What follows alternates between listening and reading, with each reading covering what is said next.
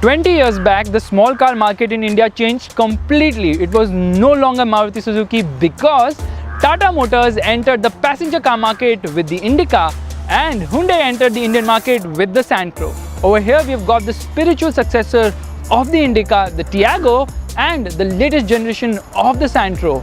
But which of these two small cars you should be buying? So let's get started.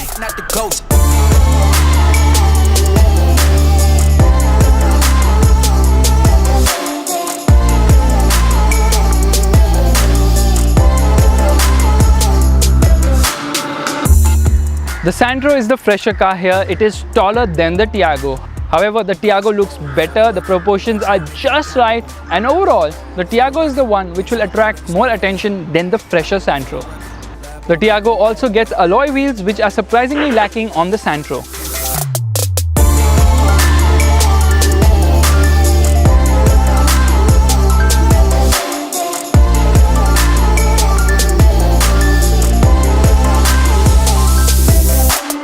Both these cars have an appealing cabin with a user-friendly dashboard, and in terms of space there is not much to choose from between both these cars because they are very similar in terms of interior room. However, the Santro has more headroom, but it gets only fixed headrests. Meanwhile, the Tiago only gets fixed headrests at the rear. Both these cars get electric adjust for the rear view mirrors. However, there are certain features present in the Santro which are lacking in the Tiago and vice versa, of course. For instance, the sound quality in the Tiago is much better. However, the Santro gets a touchscreen infotainment system along with Apple CarPlay and Android Auto connectivity. It also gets a reverse parking camera. Both these cars get a remote keyless entry, but none of them get a push button start. Both these cars get a manual air conditioning along with steering mounted audio controls, but the Santro misses out on a height adjust for the driver's seat which is there in the Tiago, but the Tiago misses out on rear AC vents which are present in the Santro. A slight ergonomic flaw in the Santro is the fact that all power window controls are in the center, not on the driver's door, and for the co-passenger too, it is in the center, not on his door. While the boot is adequate in both the cars, the Tiago has a slightly bigger boot over here.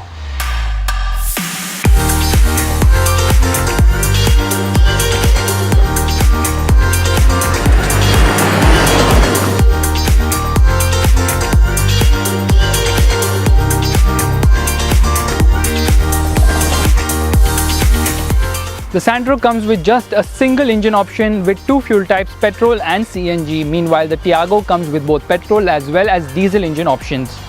Both these cars also get a 5-speed manual gearbox as well as a 5-speed AMT, and the gearbox is just better in the Santro whether you talk about manual or automatic. In terms of petrol, the Santro's engine is just better than the one on the Tiago. It offers better drivability, it is more refined and definitely feels punchier too. The Santro is also more fuel efficient. However, the Tiago comes with multi-drive modes which is Eco as well as City. However, if you're looking for a diesel engine, the Tiago is just better. Obviously, it has no competition because the Santro is not available with a diesel engine, but the diesel engine on the Tiago is simply fantastic, offers great drivability and fabulous mileage as well, and most importantly, it's quite a refined motor.